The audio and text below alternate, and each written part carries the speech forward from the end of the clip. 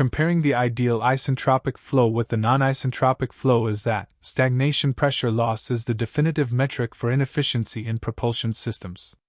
While isentropic flow assumes an ideal, reversible process where stagnation pressure remains perfectly constant, providing the maximum theoretical exit velocity and thrust, the introduction of a normal shock wave in the divergent section of the nozzle initiates a highly irreversible, non-isentropic process. This shock instantly and significantly drops the stagnation pressure, representing a catastrophic loss of available energy that can no longer be converted into kinetic energy.